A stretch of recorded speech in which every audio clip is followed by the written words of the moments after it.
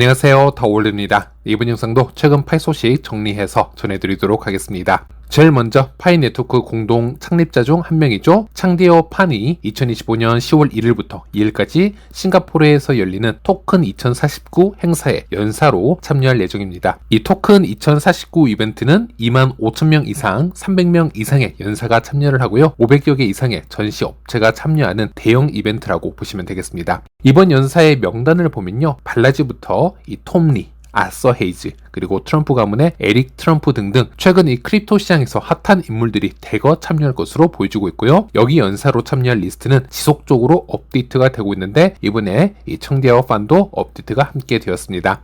참고로 파이 네트워크는 이번 행사의 공식 스폰서로도 등록이 되어 있습니다. 그리고 파이 공식 홈페이지에서도요, 이번 참여에 대해서 설명을 남겨놓은 것을 확인할 수 있는데, 잠시 살펴보자면 창디어 팬 박사는 이번 강연에서 암호화폐와 블록체인이 실제 사회적 효용과 임팩트를 만들어낼 수 있는 메커니즘으로서 가능성을 다루고, 동시에 현재 웹3가 직면한 도전 과제와 현실 세계 유틸리티 혁신을 위해서 잠재적 해결책을 제시할 예정이다, 이렇게 얘기를 하고 있습니다. 그리고 다들 아시겠지만 지난 2025년 캐나다 토론토에서 열렸었던 이 컨센서스 2025 행사에서는 공동 창립자 중 한 명인 니콜라스가 이 블록체인과 AI 주제로 토론에 참여한 바가 있었는데요. 이처럼 코어 팀이 오픈 네트워크 이후에 자주 공식 석상에서 얼굴을 드러내는 것은 커뮤니티에게 신뢰를 심어주고 이 프로젝트의 진정성을 알리는데 매우 중요한 역할을 하고 있다라고 말씀드릴 수 있겠습니다. 네, 그리고 지난 9월 초에 코어팀과 모두들의 비공개 AMA 미팅이 있었습니다. 비공개 회의였던 만큼 어떤 내용들이 디테일하게 있었는지 커뮤니티에 모두 공개가 되지는 않았지만 해외 여러 개발자들이나 내부 소식에 빠른 믿을만한 라인을 통해서 어떤 핵심 내용들이 있었는지 정도는 알아낼 수가 있었습니다. 그래서 이것을 잠시 요약을 해드리자면요. KYC 관련해서 이야기가 잠시 있었고요. KYC 검증자 보상 관련해서 케이스별로 또 난이도, 검토량에 따라서 고정 요율이 아닌 가변 방식을 채택을 했고 실패 케이스를 걸러낸 검토도 보상 대상이다 라고 얘기를 하고 있고, 이 KYC 보상에 대해서 자동화 확대를 하고 있는데 먼저 검증 1000건 이상 수행 검증자들에게 테스트, 롤아웃 후 점진적인 확대를 예상하고 있다. 이런 대화가 있었습니다. 그리고 임시 KYC 관련해서 지역 케이스별로 다 다른 경우들이 많은데 팀의 최우선 과제로 지금 처리 중이다. 이런 얘기도 있었고, 최근에 약 400만 건을 검토 중인데 이 중 100만 건에서 200만 건을 1차 해결 목표로 잡고 있다. 이런 얘기가 있었습니다. 또 2차 마이그레이션 관련해서도 얘기가 나왔습니다. 2차 마이그레이션도 여전히 개발 진행 중이고 하지만 일정은 미확정이다 라고 얘기를 했습니다.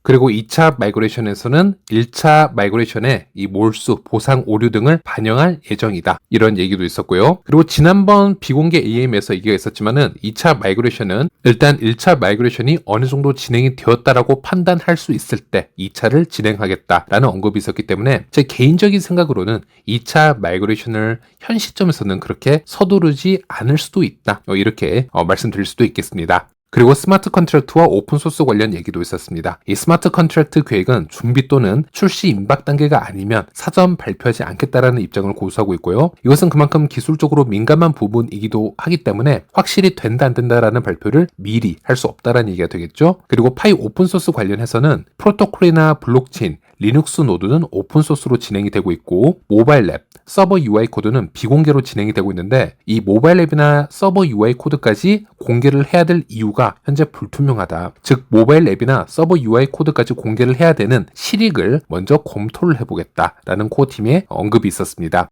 그리고 거버넌스와 이 분산화 관련해서도 얘기가 잠시 있었고요. 파이 백서대로 점진적 분산화가 원칙이고요. 그리고 여기서도 기술적 분산화, 분배 분산화, 거버넌스 분산화는 서로 다른 축이다. 그래서 구분해서 생각을 해야 된다는 점. 그리고 너무 이른 거버넌스 분산화는 의사결정 지연이나 비효율 등 리스크가 존재하기 때문에 적기 도입을 방침할 예정이다. 이런 부분도 언급이 있었습니다. 그리고 스테이블 코인 도입의 가능성에 대해서도 잠시 얘기가 있었는데 여기에 대해서도 역시나 기술적인 부분이고 민감한 사항일 수 있기 때문에 스마트 컨트랙트 가능성과 마찬가지로 미리 어떤 가능성을 논하지 않는 걸로 얘기가 되어 있고요. 또 KYB 관련해서는 반사 등 온램프 가용성은 각 제공자의 라이센스, 현지 법규에 의해서 좌우가 되고 있고 파이가 강제할 수 없는 부분도 존재한다 라고 얘기를 하고 있습니다. 그리고 파이의 KYB 목록은 금융, 크립토 비즈니스의 중심이 되기는 하나 많은 유틸리티 기반 비즈니스는 특정 비즈니스 사례와 규모에 따라서 KYB 프로세스를 거칠 필요가 없을 수도 있으며 따라서 웹페이지에 추가되지 않을 수 있다 라고 얘기를 하고 있습니다.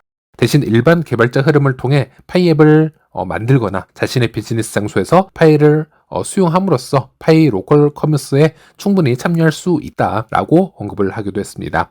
그리고 유틸리티와 단기 로드맵 관련해서는 현재 파이가 파이 커머스, 파이 패스트, 그리고 앱 스튜디오, 파이 벤처스, 또 리눅스 노드도 있고요. 또 개발자 도구 SDK, 또 파이 해커턴 2025 등으로 실사용 확대 추진을 진행을 하고 있다. 이런 얘기가 있었고요. 또 파이 비사용자의 경우에는 금융기관의 협력으로 KYC로 신규 유입 경로도 현재 테스팅 중이다 라고 언급을 하고 있습니다. 그리고 소통 관련해서는 오픈 네트워크 준비로 공개 활동이 제한되었으나 점진적으로 확대할 계획이고 니콜라스의 경우에는 컨센서스 2025에 참여를 했듯이 이번엔 청대업판도 토큰 2049의 대형 컨퍼런스에 참석 예정이다. 그리고 파이어사이 등 공식 채널 강화도 검토 중이다 라고 언급을 하고 있습니다.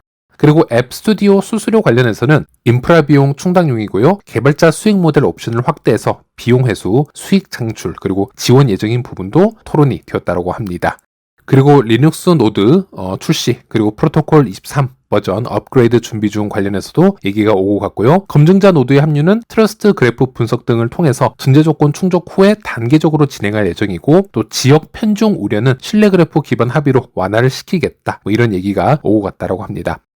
그래서 이번 비공개 AMA에서 어떤 이야기들이 있었는지 디테일하게 모두 공유해드리지는 못했지만 이런 핵심 주제들이 지난 9월 초에 코어팀과 모두들 간에 논의가 되었던 걸로 확인이 되어지고 있습니다.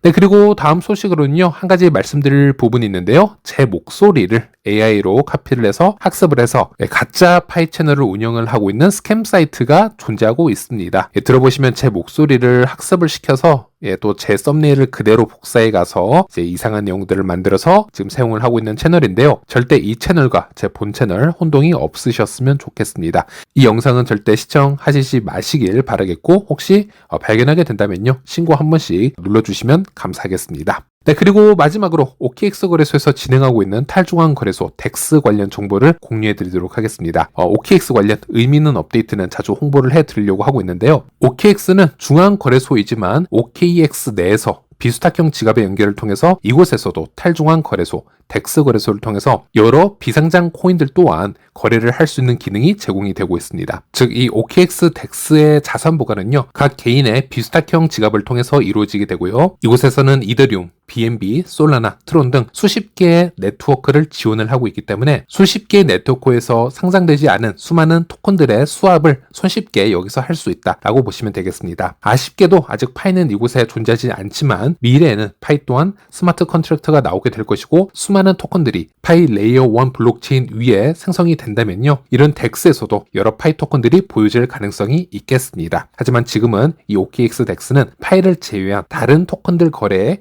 유용한 방법이라고 보시면 되겠습니다. 그래서 아직 덱스 거래소를 사용을 해보지 못한 분들을 위해서 다음 기회에 이 관련 사용 방법 또한 올려드리도록 하겠고요. OKX 덱스 가입 링크는 제 영상 게시판 하단에 올려놓도록 하겠습니다. 관심 있는 분들은 한번 참여 부탁드리도록 하겠습니다. 네, 그리고 어제부터 알트코인들의 움직임이 심상치가 않았습니다. 어제 엑셀을 통해서 포스팅을 따로 올려드리고 있었는데요. 알트코인 중에 이더리움과 이 스테이블 코인을 제외한 이 토탈3 ES라는 차트가 있습니다. 이 차트를 보게 되면요, 어제의 경우 알트코인들이 기존의 저항을 뚫고 이것을 밟고 올라가는 모습을 보여주고 있다라고 설명을 해드렸는데, 현재 알트코인 시즌 인덱스를 보더라도 거의 60포인트에 근접을 하고 있습니다. 이 수치가 75포인트에 도달을 하면 완벽한 알트코인 시즌에 도달을 했다라고 표현을 해볼 수가 있는데, 현재 그만큼 알트코인들이 비트코인 대비해서 조금씩 더 상승하는 모습을 보여주는 시기가 오고 있다라고 할 수 있겠습니다.